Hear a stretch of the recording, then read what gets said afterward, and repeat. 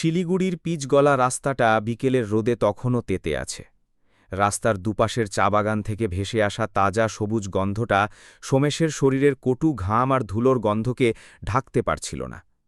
সোমেশ হাঁটছিল না, বলা যায় নিজেকে টেনে টেনে নিয়ে যাচ্ছিল। রোদে পুড়ে তামাটে হয়ে যাওয়া চামড়া, পরনে একটা জীর্ণ ময়লা চাদর। কে বলবে এই লোকটাই একসময় এই তল্লাটের এক বর্ধিষ্ণু পরিবারের বড় ছেলে ছিল? পায়ের সস্তা রাবারের চটিটা কবেই ছিঁড়ে গেছে। এবড়োখেবড়ো রাস্তায় হোঁচট খেয়ে পায়ের নখ ফেটে রক্ত শুকিয়ে কালো হয়ে আছে। সেদিকে তার কোনো ভ্রুক্ষেপ নেই। ২৫টা বছর, একটা গোটা জীবন সে কাটিয়ে দিয়েছে আসানসোল আর ধানবাদের কয়লা খনির দম বন্ধ করা অন্ধকার সুড়ঙ্গে।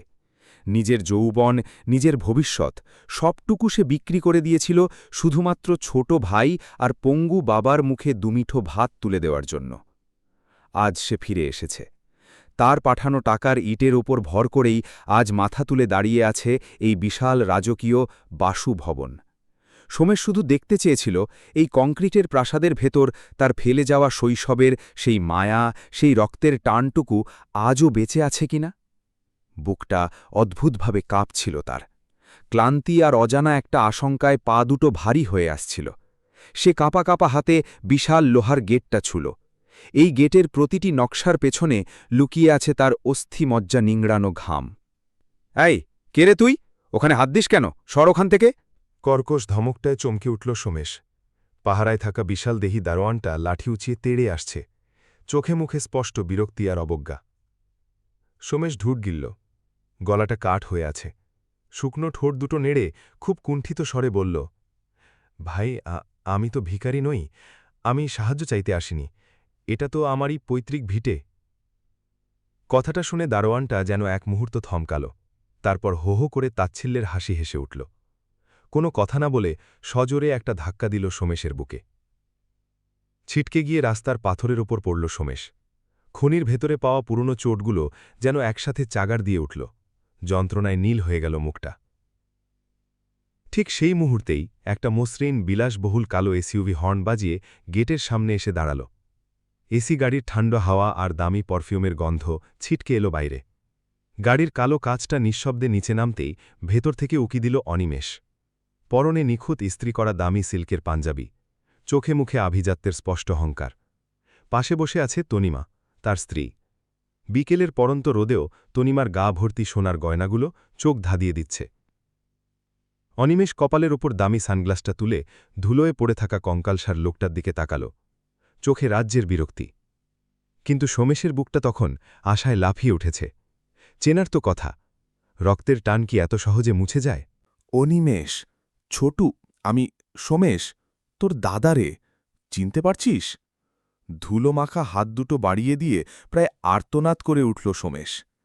গাড়ির ভেতর থেকে তনিমা দ্রুত নাকে একটা সুগন্ধি রুমাল চেপে ধরল, মুখটা বিকৃত করে বলল, উফ, কি জঘন্য গন্ধ! অনিমেষ, তুমি কি এই কারণেই এত টাকা দিয়ে দারোয়ান রেখেছ? এই নোংরা ভিখারিগুলো আমাদের দরজার সামনে এসে নাটক করবে বলে? অনিমেষের চোয়াল শক্ত হয়ে গেল। রাগে দপদপ করতে করতে গাড়ির দরজা খুলে নিচে নামল সে। তখন সোমেশ মাটি থেকে ওঠার জন্য একটা ভরসা খুঁজছিল, হাতটা বাড়িয়েছিল ভাইয়ের দিকে। কিন্তু অনিমেষ তার চকচকে পালিশ করা বুট জুতোটা সোজা চেপে ধরল সোমেশের সেই বাড়িয়ে দেওয়া হাতের ওপর। তোর এত বড় সাহস, তুই আমাকে ভাই বলে ডাকিস? অনিমেষের গলাটা বরফের মতো ঠান্ডা, কিন্তু কাঁচের মতো ধারালো। আমার কোনো ভাই রাস্তার ভিখারি হতে পারে না, চোর কোথাকার! কথাগুলো সোজাসুজি সোমেশের মস্তিষ্কে আঘাত করল। ২৫ বছরের হাড়ভাঙা খাটুনি, অন্ধকার সুরঙ্গে কাটানো রাতগুলো সব যেন এক সেকেন্ডে অর্থহীন হয়ে গেল। যে মানুষটার জন্য সে নিজের জীবনটাকে নরক বানিয়েছিল, তার মুখ থেকে বেরোনো কথাগুলো কয়লার আগুনের চেয়েও বেশি পোড়াচ্ছিল তাকে। চোখের জল আর বাধা মানল না, গাল বেয়ে ধুলোয় মিশে কাদা হয়ে গেল। সে প্রায় মরিয়া হয়ে অনিমেষের পা দুটো জড়িয়ে ধরল। ছোটু, বিশ্বাস কর, আমার সব শেষ হয়ে গেছে। খনিতে ধস নেমেছিল, আমার চোখের সামনে আমার সঙ্গীরা চাপা পড়ে মারা গেল। আমার জমানো শেষ সম্বলটুকুও চুরি হয়ে গেছে রে। আমি আজ একেবারে নিঃস্ব। আমাকে শুধু তোদের বারান্দার এক কোণে একটু মাথা গোজার জায়গা দে, আর কিচ্ছু চাই না। অনিমেষ চরম ঘৃণায় পা ঝটকা দিয়ে ছাড়িয়ে নিল। এটা কি কোনো ধর্মশালা নাকি অনাথ আশ্রম? এক্ষুনি দূর হয় এখান থেকে, নইলে পুলিশ ডেকে সোজা লকআপে ঢোকাব। তনিমাও এবার গাড়ি থেকে নামল। হাত নেড়ে তাচ্ছিল্যের সুরে বলল, ওসব কায়দা আমার খুব চেনা আছে, বুঝলে?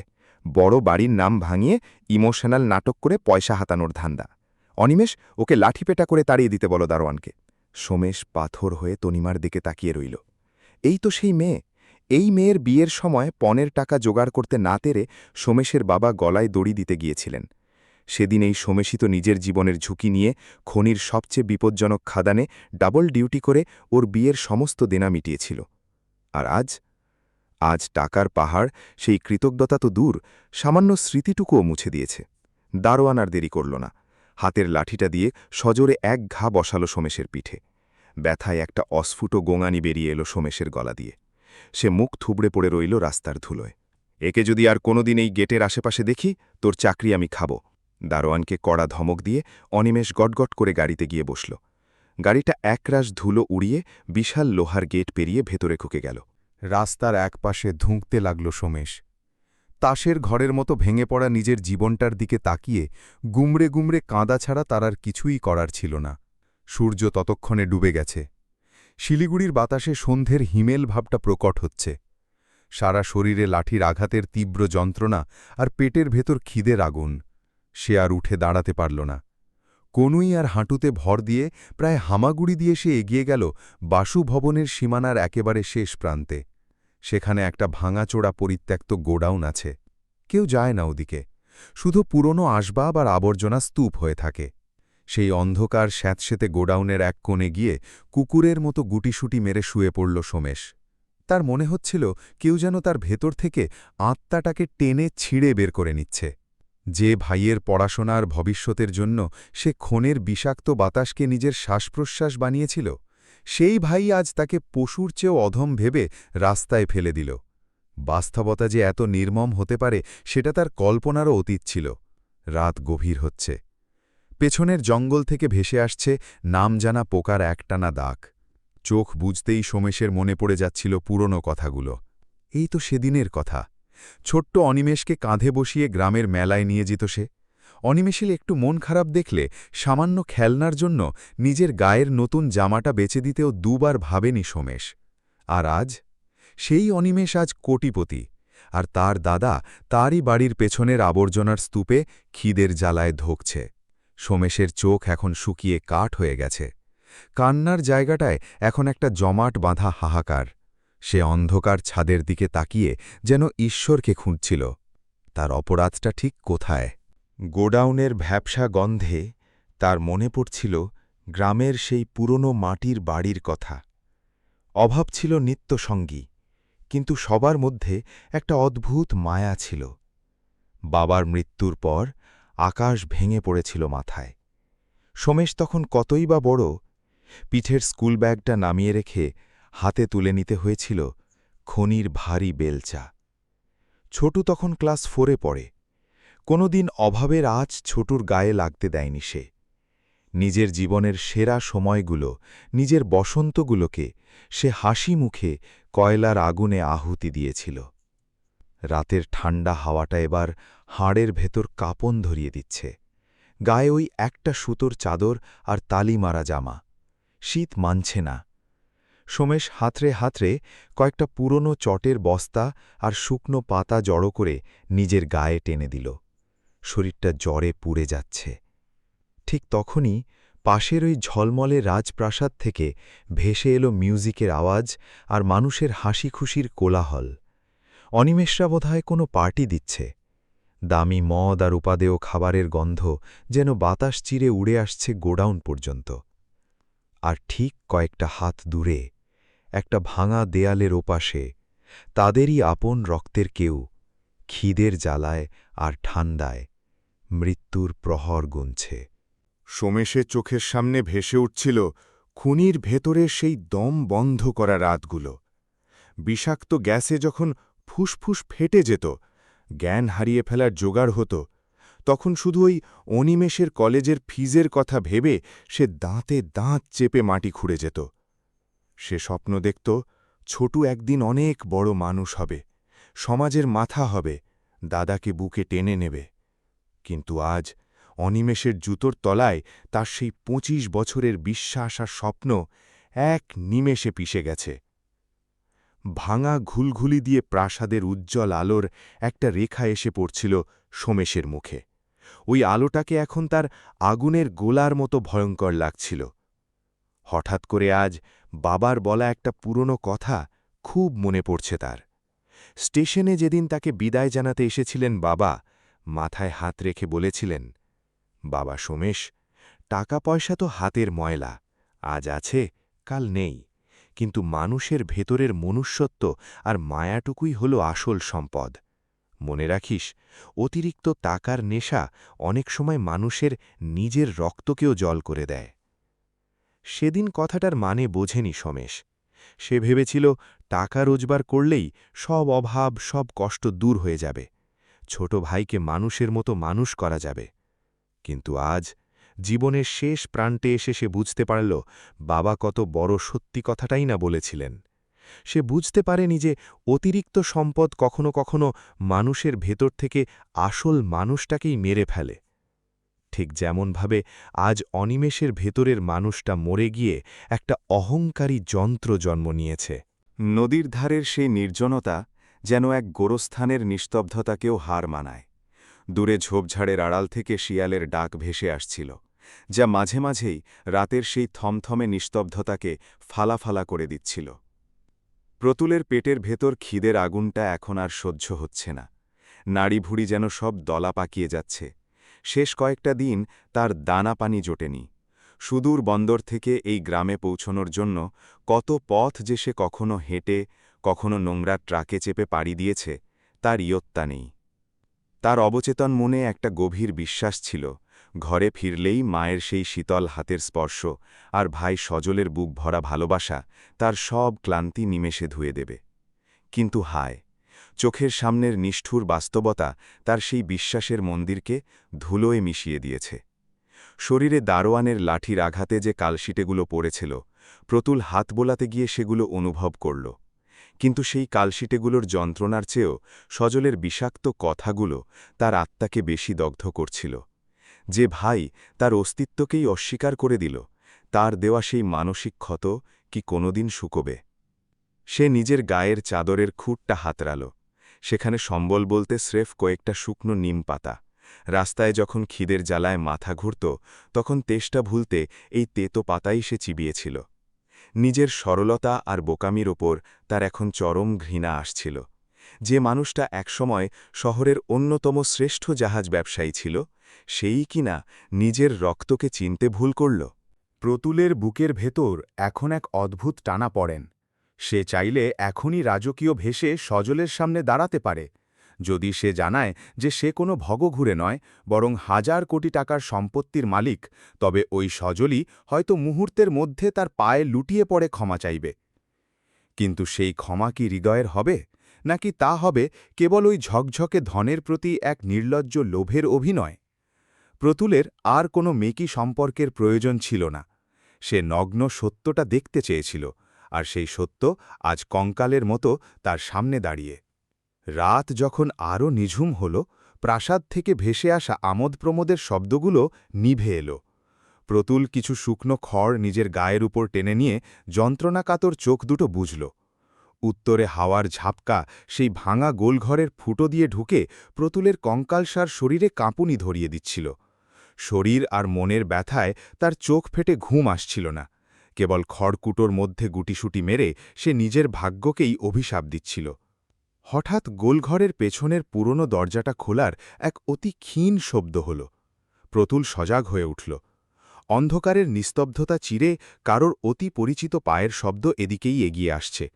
সে চোখ পিটপিট করে দেখার চেষ্টা করল। আবঝা চাঁদের আলোয় এক শীর্ণ এবং অশক্ত অবয়ব দরজায় ফুটে উঠল। এক বৃদ্ধা মহিলা একটি লাঠিতে ভর দিয়ে খুব সন্তর্পণে পথ হাতেরে এগিয়ে আসছেন।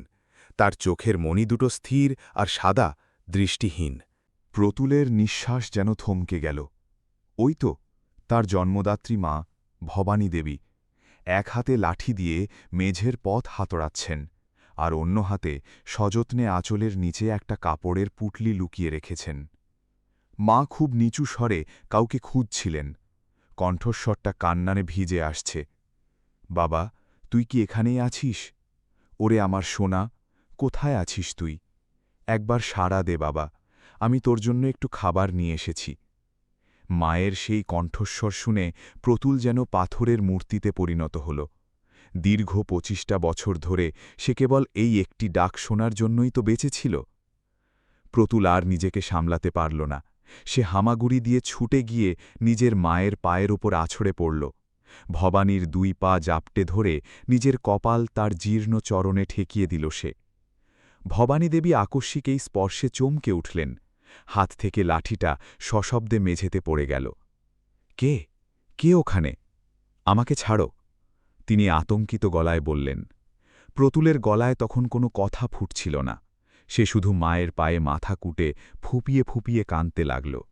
সেই কান্নার শব্দ যেন রাতের সমস্ত নিস্তব্ধতা ভেঙে চৌচির করে দিচ্ছিল। ভবানী দেবী এবার একটু শান্ত হলেন। মায়ের মন হয়তো বুঝতে পেরেছিল এই স্পর্শ কোনো অচেনা শত্রুর নয়। তিনি পরম মমতায় বললেন, বাবা, ভয় পাস না, আমি তোর কোনো ক্ষতি করব না। আমি তো শুধু তোর জন্য ২টো শুকনো মুড়ি আর গুড় নিয়ে এসেছি, তুই খা বাবা। বলতে বলতে তার কাঁপতে থাকা আঙুলগুলো সেই অপরিচিত মানুষটির মাথায় রাখলেন তিনি। যেইমাত্র ভবানীর শীর্ণ আঙুলগুলো প্রতুলের কপাল আর চুলের ভাঁজ স্পর্শ করল, তার হাত দুটো হঠাৎ থমকে গেল। তিনি চমকে উঠলেন। তার হাতের আঙুলগুলো এবার খুব দ্রুত কাঁপতে কাঁপতে প্রতুলের কপালটা আবার হাতড়াতে লাগল। প্রতুলের কপালের বাঁদিকে ছোটবেলার সেই আগুনের ছ্যাঁকার দাগটা আজও আছে, যা প্রদীপ থেকে লেগে গিয়েছিল। ভবানী দেবী বৃষ্টিহীন হতে পারেন, কিন্তু এই দাগ তিনি কোনোদিন ভুলতে পারেন না। যেইমাত্র তার হাত সেই পরিচিত খাঁজটা খুঁজে পেল, ভবানীর বুক চিরে এক অলৌকিক হাহাকার বেরিয়ে এল। প্রতুল, আমার মানিক, তুই ফিরে এসেছিস? এই তো আমার বড় ছেলে, আমার মানিক ফিরে এসেছে। ভবানী দেবী অঝরে কাঁদতে কাঁদতে প্রতুলের ধুলোমাখা মুখটা নিজের ২ হাতে তুলে নিলেন এবং চুম্বনে ভরিয়ে দিলেন। হ্যাঁ মা, আমি তোমার প্রতুল, তোমার সেই হতভাগা ছেলে ফিরে এসেছে মা। প্রতুল ডুকরে কেঁদে উঠে মায়ের গলা জড়িয়ে ধরল। ২৫ বছরের সমস্ত বঞ্চনা, বিদেশের মাটিতে কাটানো নির্ঘুম রাত আর একটু আগে পাওয়া লাঞ্ছনা, সব যেন সেই আলিঙ্গনের উত্তাপে বাষ্প হয়ে উড়ে গেল। পৃথিবীর বিশাল জাহাজের মালিক আজ তার মায়ের কোলে স্রেফ এক অবোধ শিশুর মতো ভেঙে পড়ল। ভবানী দেবী তাকে বুকের মধ্যে আগলে নিলেন। নিজের জীর্ণ আঁচল দিয়ে ছেলের মুখের ধুলো আর দারোয়ানের দেওয়া লাঠির কালশিটেগুলো মুছতে মুছতে ব্যথিতে হৃদয়ে বললেন, বাবা, তোর এ কি হাল হয়েছে? তোর গায়ে এমন ছেঁড়া কাপড় কেন? তোকে কেন এমন হাড় জিরজিরে দেখাচ্ছে সোনা? প্রতুল তার বিপুল ঐশ্বর্য বা জাহাজের ব্যবসার কথা কিছুই বলল না। সে মিথ্যে করেই জানাল যে বিদেশের মাটিতে তার সব কিছু লুণ্ঠিত হয়েছে। সে আজ রিক্ত, নিঃস্ব। ভবানী দেবী ছেলের কপালে হাত রেখে দীর্ঘশ্বাস ফেলে বললেন, টাকা চলে গেছে তো কি হয়েছে বাবা? ওসব তো হাতের ময়লা। তুই যে সুস্থ শরীরে ফিরে এসেছিস, এটাই আমার কাছে ৭ রাজার ধন। বিধাতা আমার ডাক শুনেছেন, আমার অন্ধের নড়ি আমাকে ফিরিয়ে দিয়েছেন। সজলের নামটা কানে যেতেই প্রতুলের শরীরে ঘৃণা আর অপমানের এক তীব্র শিহরণ খেলে গেল। ওর মনে পড়ল, একটু আগে এই সজলই তাকে কুকুরের মতো তাড়িয়ে দিতে বলেছিল। কিন্তু সে তার এই সরল আর দৃষ্টিহীন মাকে সেই বিভৎস সত্যটা জানিয়ে কষ্ট দিতে চাইল না। মায়ের মনে এই বিশ্বাসটা থাকুক যে তার পরিবার খুব সুখী।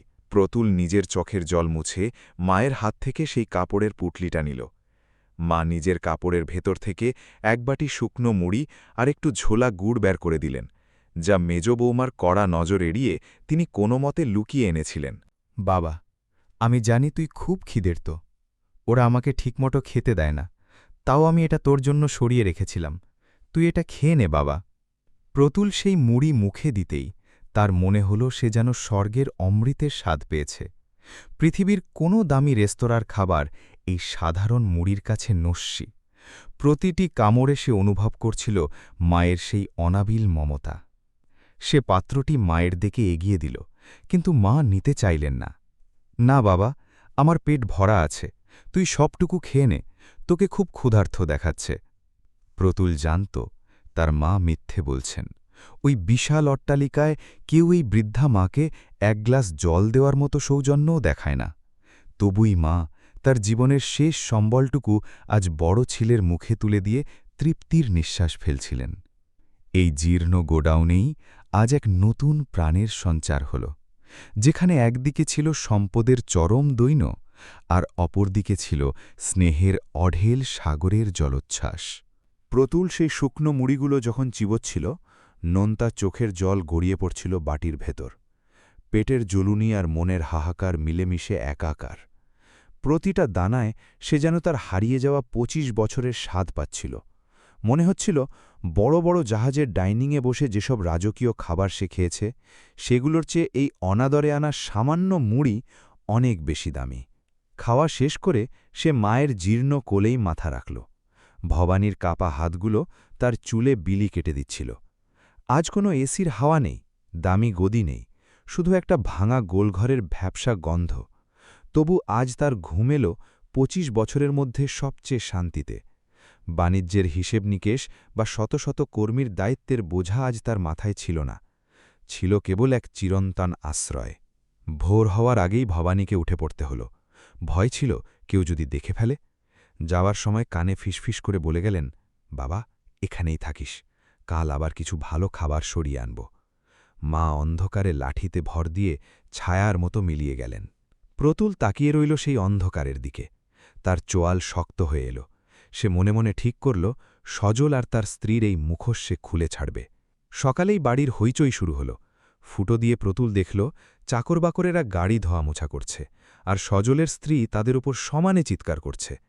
তনিমার সেই কর্কশ গলা আর চোখে মুখে উপচে পড়া ঘৃণা দেখে প্রতুল বুঝল, এই পাথরের প্রাসাদে মানুষের মায়া বলে আর কিছুই বেছে নেই। সে তার ছিন্ন বস্ত্রের আড়াল থেকে একটা বিশেষ ফোন বের করল। ওটা স্রেফ ফোন নয়, এক অত্যাধুনিক যন্ত্র। চার্জ প্রায় শেষ, কিন্তু কাজটুকু হয়ে যাবে। সে তার বিশ্বস্ত সচিবকে একটা মেসেজ পাঠাল, সজলের কোম্পানির সমস্ত গোপন তথ্য আর ব্যাংকের নথিপত্র চাই। কয়েক ঘণ্টা পর যখন রিপোর্ট এলো, প্রতুলের সব অনুমান সত্যি হল। সজল শুধু দেউলিয়া হওয়ার পথেই নেই, সে আকণ্ঠ ঋণে ডুবে আছে। কাল রাতের ওই জাঁকজামবু ছিল আসলে এক মস্ত বড় ভণ্ডামি, নতুন বিনিয়োগকারীদের টোপ দিয়ে টাকা হাতানোর একটা শেষ চেষ্টা। প্রতুল চাইলে এক মুহূর্তেই সব মিটিয়ে দিতে পারত, কিন্তু কালকের সেই অপমান তাকে ভেতর থেকে পাথর করে দিয়েছে। দুপুরের কড়া রোদে গোলঘরটা আগুনের চুল্লির মতো গরম হয়ে উঠল। ঘাম আর তৃষ্ণায় প্রতুলের বুক ফেটে যাচ্ছিল। বাইরে যাওয়ার উপায় নেই, ওই জুমদুদ দারোয়ানটা লাঠি নিয়ে ঘুরছে। ঘরের এক কোণে সে দেখল একটা শ্যাওলা ধরা পুরনো কলসি। জলে পোকা ভাসছে, গন্ধে নাকে রুমাল দেওয়ার মতো অবস্থা। যে প্রতুল ইউরোপের মিনারেল ওয়াটার ছাড়া চুমুক দিত না, আজ তাকে নিজের চাদরের টুকরো দিয়ে সেই নোংরা জল ছেঁকে গিলতে হল। সন্ধে নামতেই আবার উৎসবের সাজ, চারপাশ ফুলে আর আলোকসজ্জায় ঝলমল করছে। তনিমা আর সজল আবার তাদের হীনচক্রান্তে মেতে আছে। প্রতুল অন্ধকার থেকে সব দেখছিল। হঠাৎ বাইরে ভারী জুতোর শব্দ শোনা গেল। রামু দারোয়ান লাঠি উঁচিয়ে গোল ঘরে ঢুকে পড়ল। এই ভিখারি, তোকে না কাল বললাম বিদেয় হতে? রামুর হুঙ্কারে প্রতুল কোণঠাসা হয়ে গেল। যখন ভাবছে আজ আর নিস্তার নেই, ঠিক তখনই বারান্দা থেকে তনিমার তীক্ষ্ণ ডাক এলো, রামু, অতিথিরা চলে এলো, তুই ওই আবর্জনার ঘরে কি করছিস? তাড়াতাড়ি আয়। রামুর লাঠি নামল, কিন্তু যাওয়ার আগে এক নরঘাতকের দৃষ্টিতে তাকিয়ে বলে গেল, কাল সকালে যদি এখানে দেখি তবে জ্যান্ত পুঁতে ফেলব। প্রতুল একটা দীর্ঘশ্বাস ফেলল। শরীর আর দিচ্ছিল না। সে বুঝল এখন কিছু না খেলে সে আজই মারা যাবে। রাতের অন্ধকার গাঢ় হতেই সে জানোয়ারের মতো হামাগুড়ি দিয়ে ভাড়ার ঘরের পেছনের ডাস্টবিনের কাছে গেল। ভুর ভুর করে খাবারের গন্ধ আসছিল। চাকররা মেহমানদের এঁটো থালাগুলো ছুঁড়ে ফেলছে ডাস্টবিনে। যে প্রতুল কোনোদিন ভাবেনি এঁটো খাবার ছোবে, আজ তাকেই সেই ডাস্টবিনের উচ্ছিষ্ট তুলে নিতে হল। তার নিজের তৈরি করা প্রাসাদের বর্জ্য আজ তার প্রাণ বাঁচাতে এগিয়ে এলো। কাঁপতে থাকা হাতে একটা অর্ধেক খাওয়া লুচি মুখে পুরল সে। গলা দিয়ে নামছিল না, তবুও গিলতে হল। ঠিক সেই সময় হঠাৎ একটা তীব্র টর্চের আলো এসে সরাসরি তার মুখে পড়ল। বাগানের ওই বিশাল ফ্লাডলাইটটা যেন অভিশাপ হয়ে এলো। সজলের স্ত্রী তনিমা তখন তার গুটিকয়েক বিত্তশালী মেহমানদের নিয়ে বাগানে নিজের আভিজাত্যের প্রদর্শনী করছিলেন। হঠাৎ আলোর ছটা গিয়ে পড়ল ডাস্টবিনের কাছে বসে থাকা ওই কুৎসিত কঙ্কালসার লোকটার ওপর। এক মুহূর্তের নিস্তব্ধতা, তারপর তনিমার সেই আকাশ ফাটানো চিৎকার, যেন কোনো বিষধর সাপ দেখে ফেলেছে সে। আর্তনাদ শুনে হৈ হৈ করে ছুটে এলো ভিড়। উৎসবে নিমেষেই শ্মশানের নীরবতা নামল। তনিমা রাগে কাঁপতে কাঁপতে চিৎকার করছিলেন, নিরাপত্তারক্ষীরা কি মরে গেছে? এই জানোয়ারটা ভেতরে ঢুকল কিভাবে? মেহমানরা নাকে দামি রুমাল চেপে অদ্ভুত দৃষ্টিতে তাকিয়েছিল প্রতুলের দিকে। প্রতুলের হাত থেকে এঁঠো থালাটা ঝনঝন করে পড়ে গেল। ও থতমত খেয়ে হাত জোর করে কাঁপা গলায় বলল, মা জননী, ক্ষমা করে দিন, আমি শুধু পেটের জ্বালায় একটু খাবার মুখে দিয়েছিলাম। আমাকে মা জননী ডাকার আস্পর্ধা হয় কি করে তোর? তুই একই তর নরাধম। তনিমার হিল তোলা জুতোটা সজোরে আছড়ে পড়ল প্রতুলের বুকের ওপর। ও আবার মুখ থুবড়ে আবর্জনার স্তূপের মধ্যে পড়ে গেল। ঠিক তখনই ভিড় ঠেলে সজল সেখানে এলো। প্রতুলকে দেখেই ওর মাথা গরম হয়ে গেল। ও প্রতুলের কলারটা খামচে ধরল। তারপর হিচড়াতে হিচড়াতে সেই বিত্তশালী মেহমানদের মাঝখানে এনে দাঁড় করিয়ে দিল। সজল, একে পুলিশে দাও, এ শুধু এটুকুড়োতে আসেনি। তনিমা এক বিভৎস মিথ্যে গল্প ফাঁদলেন। আমার হীরের আংটিটা ড্রেসিং টেবিলে ছিল, সেটা নেই, আমি নিশ্চিত এই চোরটাই ওটা সরিয়েছে। কথাটা শুনে প্রতুলের চোখ কপালে উঠল। যে মানুষটা কয়েক ঘন্টা আগে কয়েক কোটি টাকার চেকে সই করেছে, তার ওপর এখন একটা আংটি চুরির অপবাদ। মেহমানদের মধ্যে কানাঘুষো শুরু হলো। আজকালকার ভিখারিগুলো তো এমনই হয়, দিনের এই কি করে আর রাতে হাত সাফাই। সজলের চোখ মুখ তখন রাগে রক্তবর্ণ। ও প্রতুলের কলার ধরে ওকে প্রায় শূন্যে তুলে চিৎকার করল, বল, আংটি কথায় লুকিয়েছিস? প্রতুল ফুঁকিয়ে কাঁদতে কাঁদতে বলল, সজল, বিশ্বাস কর, আমি তোর বড় ভাই, আমি চুরি করিনি রে।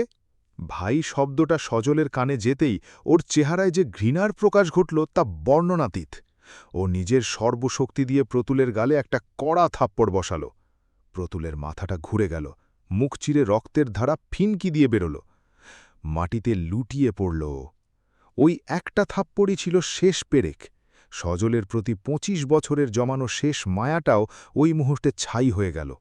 আমি কালও তোকে বলেছি, আমার কোনো দাদা নেই যে কুকুরের মতো রাস্তায় রাস্তায় ভিক্ষে করবে। সজল ওকে লাথি মারতে মারতে দারোয়ানকে চিৎকার করে বলল, এক্ষুনি এই ময়লাটাকে বাইরে ছুঁড়ে ফেলে দিয়ে আয়। দারোয়ান প্রতুলের রুক্ষ চুল ধরে টেনে তুলল।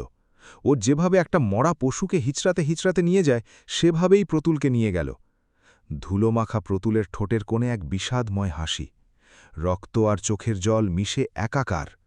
বড়লোকি মেহমানরা গা বাঁচিয়ে সরে গেল। কেউ কেউ আবার এই দৃশ্য দেখে কদর্য হাসি হাসছিল। প্রতুল আবছা চোখে শেষবারের মতোই প্রাসাদের দিকে তাকাল। ওর দৃষ্টিহীন মা হয়তো ভেতরে বসে ওরই পথ চেয়ে আছেন, অথচ প্রতুল আজ অসহায়। প্রাসাদের লোহার গেটটা খুলে দারোয়ান ওকে পাথুরে রাস্তার ওপর আছাড় দিয়ে ফেলল। প্রতুলের মাথাটা একটা ধারালো পাথরে ধাক্কা খেল। মুহূর্তের মধ্যে অসহ্য এক যন্ত্রণা সারা শরীরে ছড়িয়ে পড়ল। কপাল চিরে রক্ত ঝরতে শুরু করল। দারোয়ান গেটটা সশব্দে বন্ধ করে দিয়ে ভেতরে চলে গেল। রাতের সেই নিস্তব্ধতায় জনমানবহীন রাস্তায় প্রতুল একা পড়ে রইল। ওর গোঙানি বাতাসে প্রতিধ্বনিত হচ্ছিল। ও আকাশের দিকে তাকিয়ে বিড়বিড় করে বলল, মানুষের ওপর আজ থেকে আমার আর কোনো বিশ্বাস রইল না। কনকনে ঠান্ডা হাওয়া ওর রক্তমাখা ক্ষতগুলোকে আরও বিষিয়ে দিচ্ছিল। ওর মনে হল আজকের রাতটাই বোধহয় ওর জীবনের শেষ রাত। শৈশবের সেই সোনালি দিনগুলোর কথা মনে পড়ল, কিন্তু এখন সেই স্মৃতিতে শুধু বিষ। কিন্তু না, মৃত্যু এত সহজে আসবে না। প্রতুলের বুকের ভেতর এখন প্রতিশোধের আগুন জ্বলছে। ও সজলকে তার আসল যোগ্যতা বুঝিয়ে দিতে চায়। প্রতুলের মনে পড়ল, সজলের ব্যবসার প্রধান লগ্নিটা আসলে ওরই একটা গোপন সংস্থার অধীনে। সজল যাদের পা চাটছিল, সেই বিনিয়োগকারীরা আসলে প্রতুলেরই দয়ায় চলে। প্রতুল কাঁপতে কাঁপতে আঙুলে পকেট থেকে ফোনটা বের করল। প্রচণ্ড পরিশ্রমে ওর সচিবকে একটা ছোট্ট টেক্সট পাঠাল, সজলের কোম্পানির সাথে হওয়া সব ইনভেস্টমেন্ট কন্ট্রাক্ট এক্ষুনি বাতিল করো। মেসেজটা পাঠানোর পর প্রতুলের রক্তাক্ত ঠোঁটে এক পৈশাচিক হাসি ফুটে উঠল। ও জানত, কাল সকালে সজলের ওই স্বপ্নের প্রাসাদ তাসের ঘরের মতো ভেঙে পড়বে। রক্তক্ষরণের কারণে প্রতুলের শরীর এখন ঠান্ডা হয়ে আসছে, চৈতন্য ম্লান হয়ে যাচ্ছে। ওর মনে হচ্ছিল ও যেন কোনো এক অতল গহ্বরে তলিয়ে যাচ্ছে। মায়ের মুখটা শেষবারের মতো মনে পড়ল ওর। সজলের পতন হলে মায়ের কি হবে? এই চিন্তাটাই ওকে শেষ মুহূর্তে কুড়ে কুড়ে খাচ্ছিল। ২৫ বছর আগে যে ছেলেটা খনির অন্ধকারে নিজের জীবনকে সঁপে দিয়েছিল, আজ সে নিজের তৈরি প্রাসাদের সামনে রাস্তার ধুলোয় পড়ে চিরনিদ্রার প্রহর গুনছে। রাস্তার সেই নিঝুম নিস্তব্ধতা হঠাৎ ভেঙে গেল দ্রুত ধেয়ে আসা পায়ের শব্দে। কেউ একজন ছুটছে। প্রতুল আধবোজা চোখে দেখল একজোড়া পা তার খুব কাছে এসে থেমেছে। পরক্ষণেই এক আর্তনাদ, ওমা, এ কি হাল হয়েছে লোকটার? কে এমন অমানুষের মতো মেরে ফেলে রেখে গেল? সেই নারী মুহূর্ত দেরি না করে নিজের ধবধবে সাদা ওড়নাটা টেনে ছিঁড়ে ফেললেন। প্রতুলের কপাল থেকে চুইয়ে পড়া রক্ত আটকানোর আপ্রাণ চেষ্টা করতে করতে চিৎকার করে ডাকতে লাগলেন সাহায্যকারীদের। প্রতুলের আচ্ছন্ন মস্তিষ্কে ওই হাতের ছোঁয়াটা কেমন চেনা ঠেকল। স্মৃতির ধুলোমাখা কোনো এক কোণ থেকে যেন এক পুরনো সুবাস ভেসে এল। ও অমানুষিক চেষ্টায় একবার চোখ খোলার চেষ্টা করল। ঝাপসা দৃষ্টিতে দেখল এক মাঝবয়সী মহিলা ওর মুখে জলের ছিটা দিচ্ছেন। এই মুখটা প্রতুল চেনে, বড় চেনে। ও, সন্ধ্যা। সেই সন্ধ্যা, যে একসময় প্রতুলের পাঠশালার সাথী ছিল। অবুঝ কৈশোরে সন্ধ্যা যে প্রতুলকে কতটা ভালোবাসত সেটা গ্রামের সবাই বুঝত, শুধু বলা হয়ে ওঠেনি কোনোদিন। প্রতুল যখন বিদেশের জাহাজে নিজের ভাগ্য গড়তে ব্যস্ত, সন্ধ্যা তখন গ্রামেই থেকে গিয়েছিল। বিয়ে করেনি সে। এখন এক ভাঙাচোরা স্কুলের ছোট ছোট বাচ্চাদের পড়িয়ে কোনো মতে দিন কাটে তার।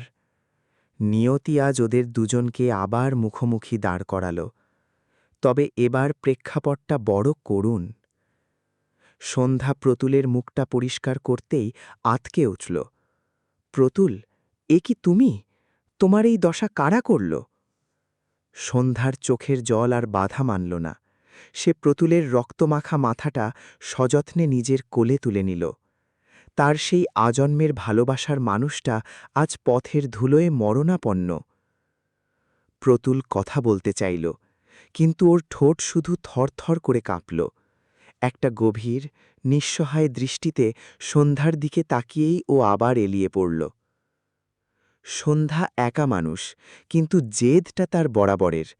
সে একাই প্রতুলকে টেনে টুনে কোনো মতে রাস্তার ধার থেকে সরিয়ে নিল। কিছু দূরেই বনের পাশে ওর একচিলতে বাঁশের কুঁড়েঘর। ২৫ বছর পর প্রতুল আজ আবার এক পর্ণ কুটিরে ফিরে এল। দড়ির পুরনো খাটিয়াটায় ওকে শুইয়ে দিয়ে সন্ধ্যা প্রদীপ জ্বালল। গরম জলে কাপড় ভেজিয়ে অতি সযত্নে সে প্রতুলের ক্ষতগুলো ধুয়ে দিল। প্রতুল জ্বরের ঘোরে বিড়বিড় করছে। সন্ধ্যা আঁচল দিয়ে ওর গায়ের ঘাম মুছিয়ে দিয়ে ঠান্ডা জলের পট্টি দিতে থাকল। সকালে যখন সূর্য উঠল, সন্ধ্যা বুঝল ওর ওষুধ আর ডাক্তার লাগবে। কিন্তু ওর কাছে আছেটাই বাকি।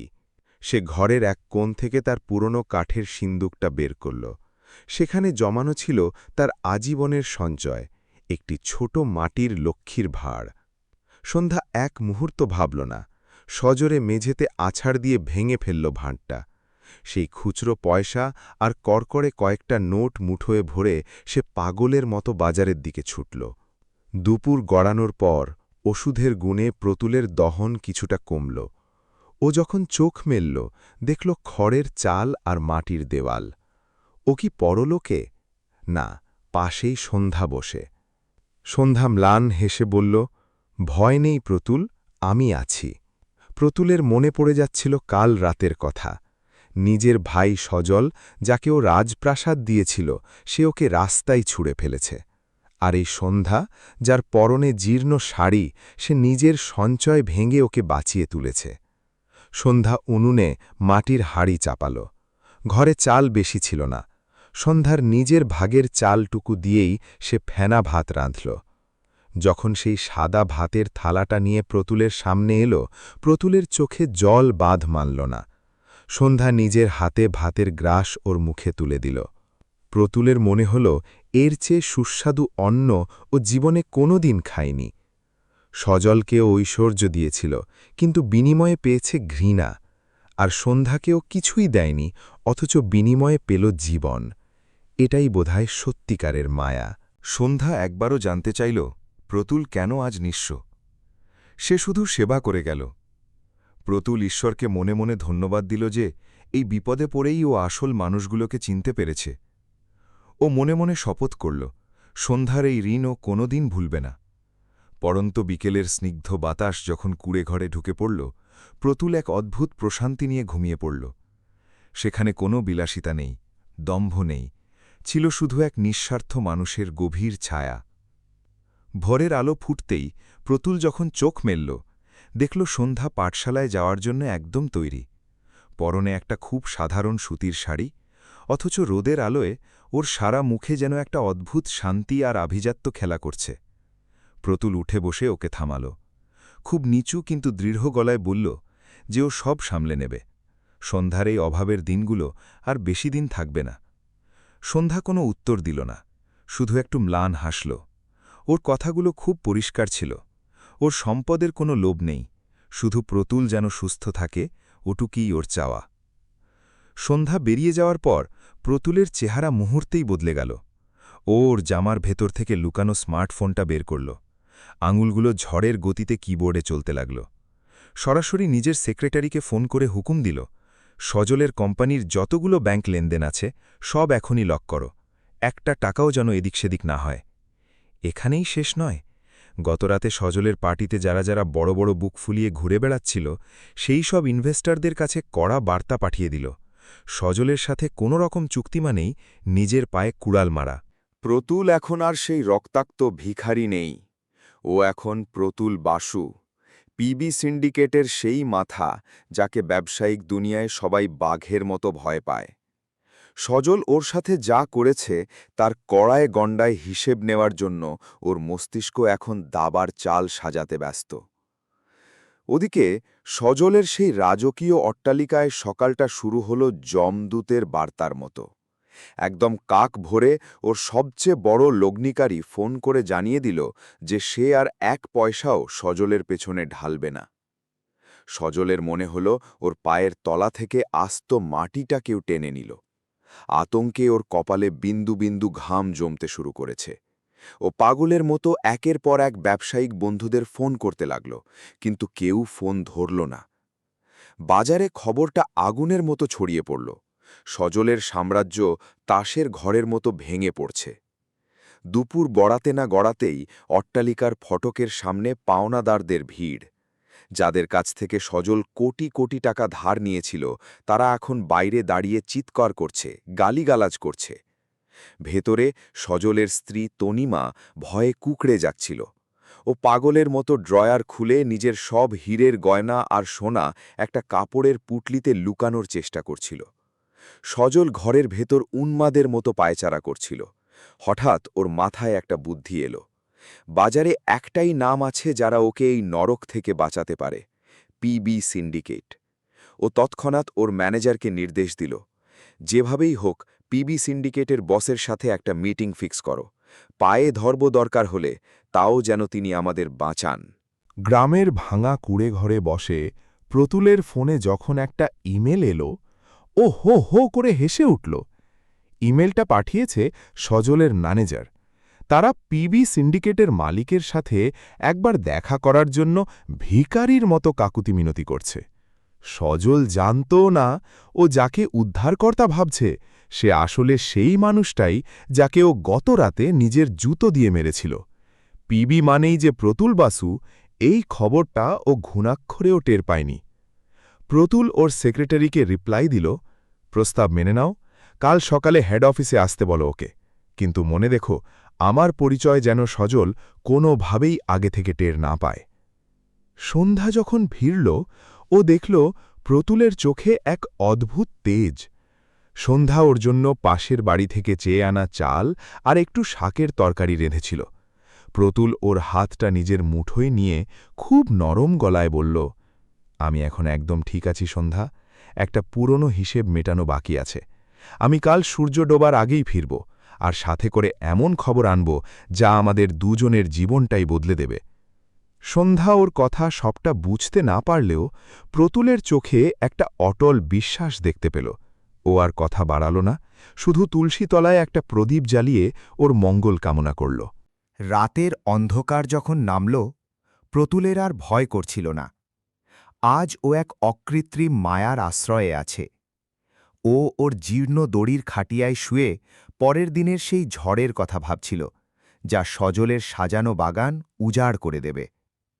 ও মনে মনে ওর মৃত বাবা মাকে স্মরণ করল, শপথ নিল যে ওর অন্ধ মাকে ওই নরক থেকে উদ্ধার করে রাজকীয় সুখে ফিরিয়ে আনবে। পরদিন সূর্য ওঠার আগেই প্রতুল তৈরি হয়ে গেল। শহরের এক গোপন প্রাসাদে পৌঁছেই ও নিজের পুরনো চেহারায় ফিরে এল। গরম জলে স্নান সেরে ও যখন দামি ইটালিয়ান স্যুট পরে আয়নার সামনে দাঁড়াল, ওকে চেনার উপায় নেই। এখন ও সেই ক্ষমতাশালী প্রতুল বাসু, যার এক ইশারায় বাজার কাঁপে। অন্যদিকে সজলের অবস্থা তখন বিভৎস। পাওনাদাররা অট্টালিকার গেট ভেঙে ভেতরে ঢুকে পড়েছে। তারা দামি ঝাড়লণ্ঠন আর শৌখিন আসবাবপত্র লাথি মেরে ভাঙছে। তনিমা নিজের ঘরে বসে হাউমাউ করে কাঁদছে।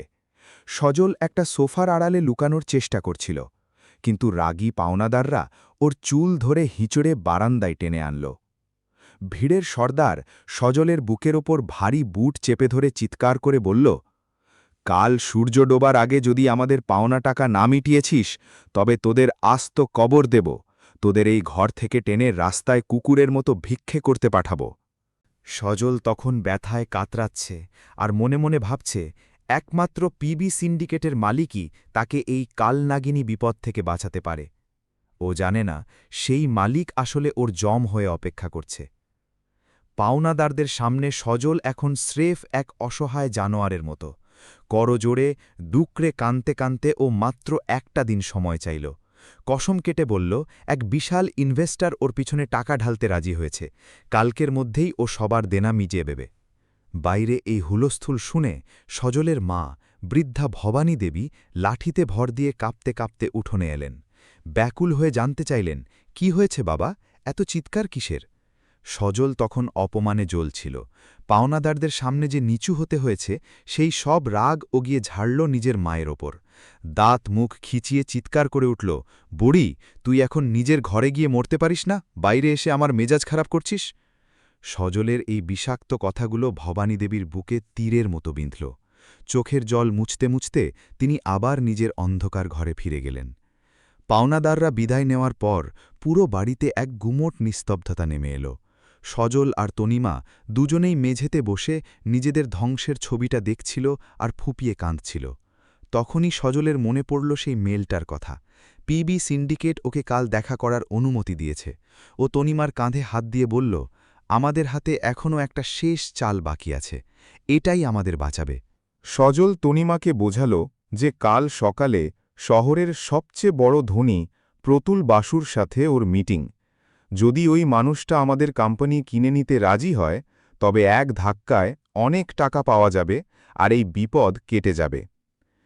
তনিমার চোখে আবার সেই পুরনো লোভ আর মিথ্যে আশার ঝিলিক খেলে গেল। স্বামী স্ত্রী দুজনে মিলে এখন সেই অচেনা কোটিপতির সামনে হাঁটু গেড়ে বসার প্রস্তুতি নিতে লাগল। ওরাই আবার বাড়ির ভেতর সোনার মূর্তির সামনে গিয়ে দাঁড়াল। দেবতার পায়ে দামি দামি মিষ্টি আর ফল সাজিয়ে দিয়ে জোর হাতে প্রার্থনা শুরু করল, হে ভগবান, কালকের মিটিংটা যেন সাকসেসফুল হয়। কাজ হয়ে গেলে আমরা বিগ্রহে সোনার গয়না দেব। ওদের একবারও মনে হল না যে ঈশ্বর ওদের সাহায্যের জন্য নিজের ভাইকে পাঠিয়েছিলেন, যাকে ওরা লাথি মেরে বের করে দিয়েছে। প্রাচুর্যের সময় যারা ঈশ্বরকে ভুলে থাকে, বিপদ ঘাড়ের ওপর এলে তারাই আবার বিগ্রহের সামনে দরদাম করতে বসে। সজলের এই প্রার্থনায় কোনো ভক্তি ছিল না, ছিল স্রেফ নিজের গদ্দি বাঁচানোর এক হীন চেষ্টা। কিন্তু প্রকৃতি হয়তো নিজের প্রতিশোধ নেওয়ার জন্য তৈরি হয়েই ছিল। ওদিকে শহরের পিবি সিন্ডিকেটের সেই রাজকীয় অফিসের বিশাল কাঁচের জানলার সামনে দাঁড়িয়ে প্রতুল শহরটাকে দেখছিল। হাতে গ্লাস থাকলেও ওর মনে কোনো আনন্দ ছিল না। ওর বারবার মনে পড়ছিল মায়ের কথা, সন্ধ্যার কথা। ওরা কি নিদারুণ অভাবের মধ্যে দিন কাটাচ্ছে। প্রতুল মনে মনে ঠিক করে ফেলল, আজকের এই ফয়সালা হবে চরম। ওর সেক্রেটারির রুমে ঢুকে টেবিলে একটা ফাইল রাখল। স্যার, সজল বাসুর কোম্পানির সব রেকর্ড চেক করা হয়েছে, অবস্থা খুব খারাপ।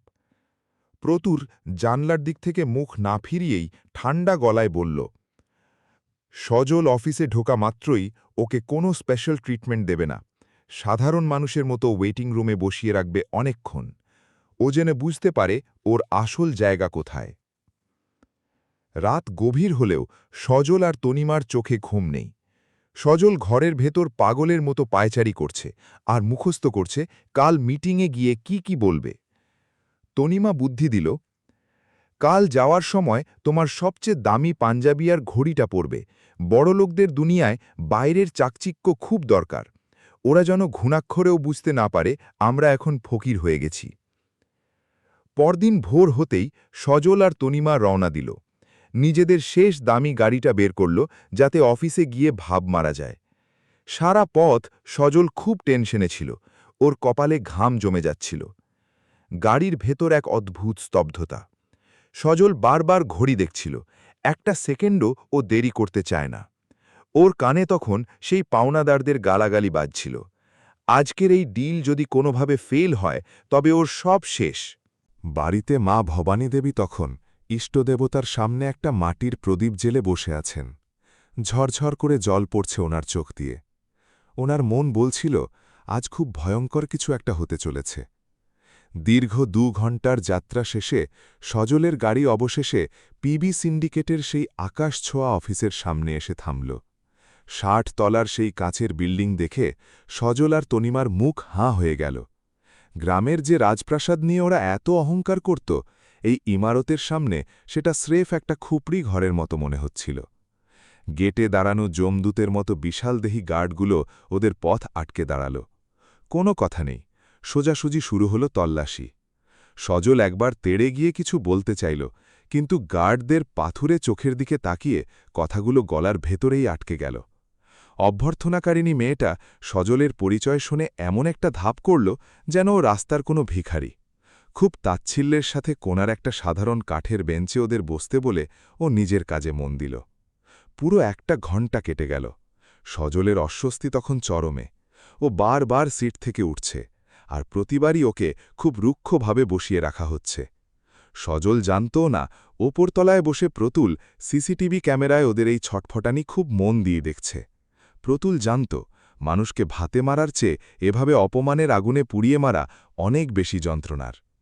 প্রায় 3 ঘণ্টা পর যখন ডেস্কে কলিং বেলটা বেজে উঠল, মেয়েটা ইশারায় জানাল, চেয়ারম্যান সাহেব ডাকছেন, লিফট দিয়ে 60 তলায় চলে যান।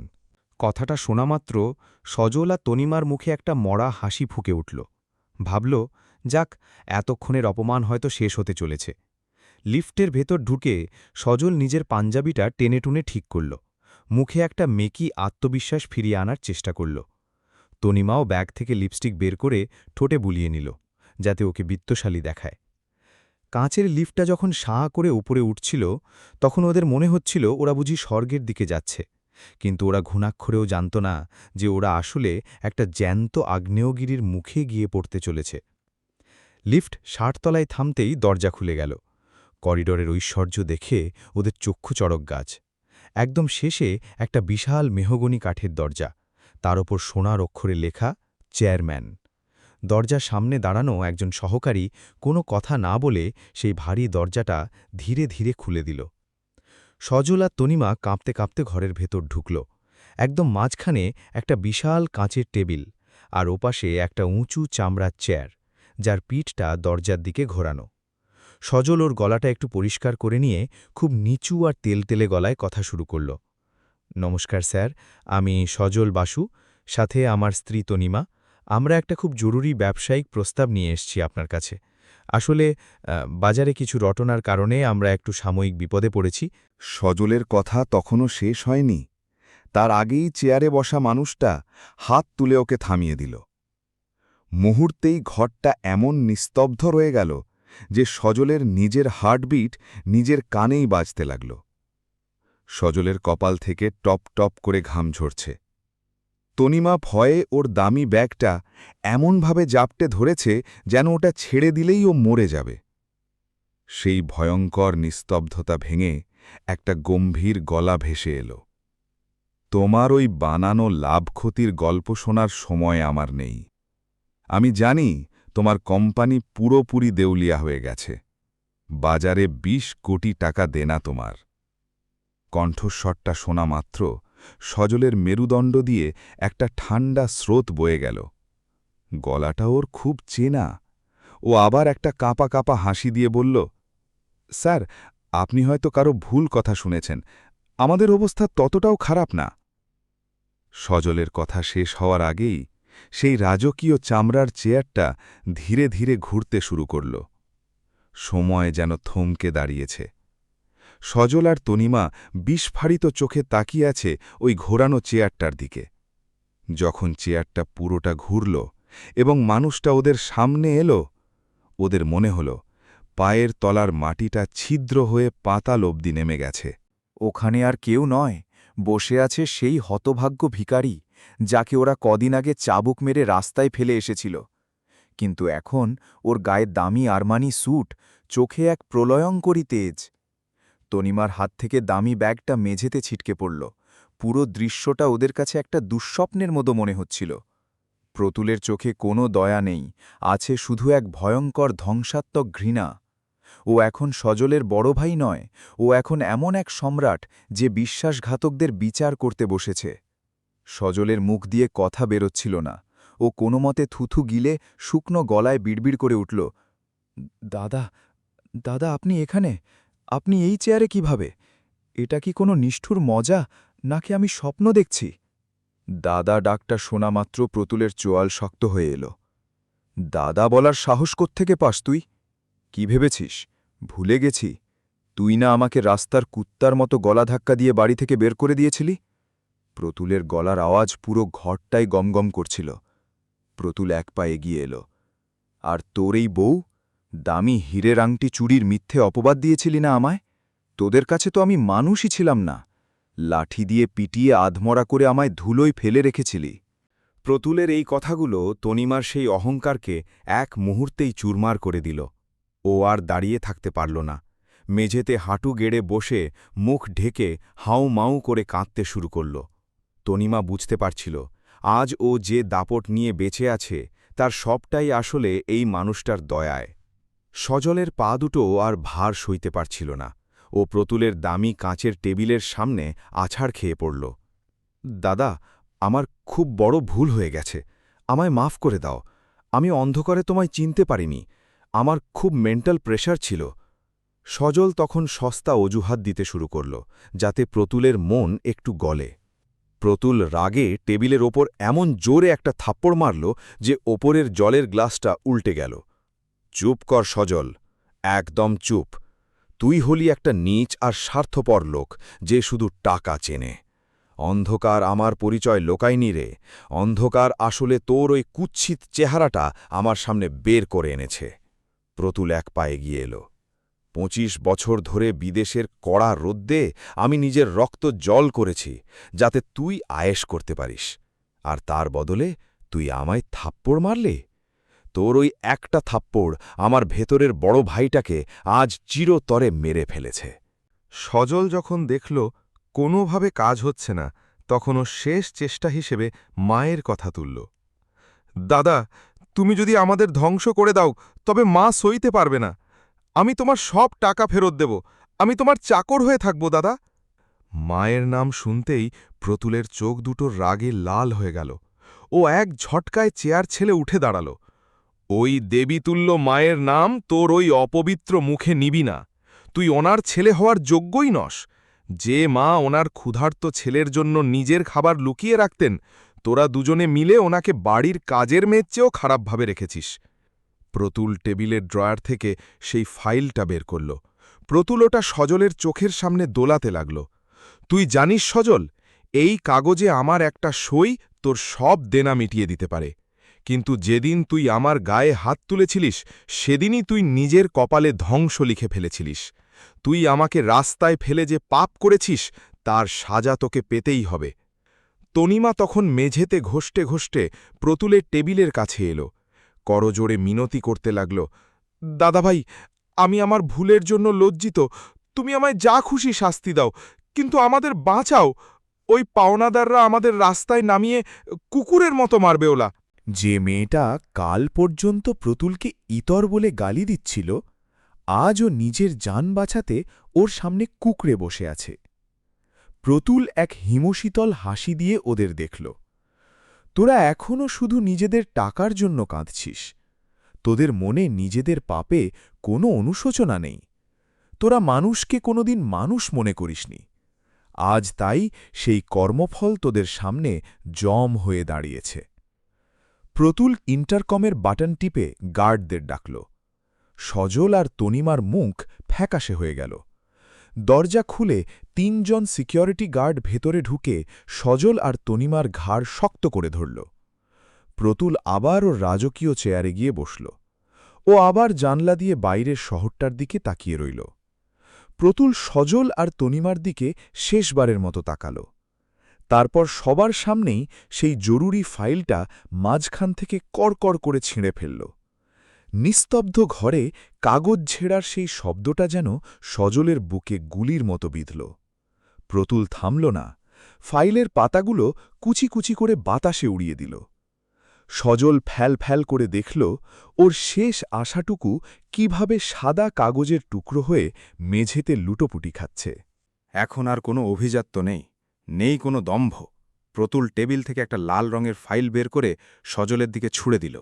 তোরা বোধহয় ভুলে গেছিস যে রাজপ্রাসাদে তোরা থাকিস, ওটা আসলে আমার সম্পত্তি। বিদেশের রোদে পুড়ে নিজের রক্ত জল করা পয়সায় আমি ওই জমি আর বাড়ি কিনেছিলাম। আজ থেকে তোদের ওই বাড়ি থেকে আমি উৎখাত করলাম। এক্ষুনি বেরিয়ে যাবি তোরা। প্রতুল ওর সিকিউরিটি গার্ডদের দিকে তাকিয়ে হুকুম দিল, এই দুজনকে টেনে হিঁচড়ে ইমারতের বাইরে বের করে দাও। রাস্তায় ঠিক সেভাবেই ছুঁড়ে ফেলবে যেভাবে ওরা আমাকে ফেলেছিল। রক্ষীরা কোনো দয়া দেখাল না। সজল আর তনিমার কলার ধরে হিঁচড়ে ওদের দরজার দিকে নিয়ে চলল। অফিসের দরজা বন্ধ হয়ে গেল। প্রতুল ওই বিশাল ঘরে একদম একা। ওর মনে কোনো জয়ের আনন্দ ছিল না, বরং ছিল এক বুক ভরা হাহাকার। নিজের রক্ত আর সম্পর্কের এই করুণ হার ওকেও কষ্ট দিচ্ছিল। প্রতুল সরাসরি সেই অন্ধকার ঘরটার দিকে গেল, যেখানে ওর অন্ধ মা ভবানী দেবী ভয়ে এক কোণে কুকড়ে বসেছিলেন। প্রতুল ছুটে গিয়ে মায়ের পায়ে আছাড় খেয়ে পড়ল। মা, আমি এসে গেছি, তোমার প্রতুল ফিরে এসেছে, আর তোমার ভয় নেই মা। ভবানী দেবী ছেলের গলার স্বর শুনে চমকে উঠলেন। ওনার গায়ে দামি স্যুট আর হাতের ছোঁয়ায় তিনি বুঝতে পারলেন তার বড় ছেলে এখন অনেক বড় মানুষ। মা অঝরে কাঁদলেন, কিন্তু বড় ছেলেকে ফিরে পেয়ে শান্তিও পেলেন। প্রতুল জানাল ওরা আর এক মুহূর্ত এই অলক্ষী বাড়িকে থাকবে না। মাকে নিয়ে প্রতুল সোজা চলে এলো সন্ধ্যার সেই ছোট্ট কুঁড়ে ঘরের সামনে। প্রতুল হাসি মুখে এগিয়ে গিয়ে সন্ধ্যার হাত দুটো ধরল। সন্ধ্যা, আমার নিজের ভাই যখন আমায় রাস্তায় ছুড়ে দিয়েছিল, তখন তুমি আমায় আশ্রয় দিয়েছিলে। আমি চাই তুমি আমার আর আমার মায়ের সাথে চলো। আমাদের সাথেই বাকি জীবনটা সম্মানের সাথে কাটাবে। ওদিকে শহরের তপ্ত রাস্তায় সজল আর তনিমার অবস্থা তখন শোচনীয়। যে সজল কাল পর্যন্ত মাটিতে পা ফেলত না, আজও এক মুঠো ভাতের জন্য হোটেলের মালিকের কাছে হাত পাতল। মালিক ওকে ভিখারি ভেবে লাঠি উঁচিয়ে তাড়িয়ে দিল। সজলের তখন মনে পড়ল ও তো ওর বড় ভাইয়ের সাথে ঠিক এই কাজটাই করেছিল। নিয়তির চাকা ঘুরে গেছে। প্রতুল সেই পুরনো অভিশপ্ত অট্টালিকাটা একটা অনাথ আশ্রমকে দান করে দিল।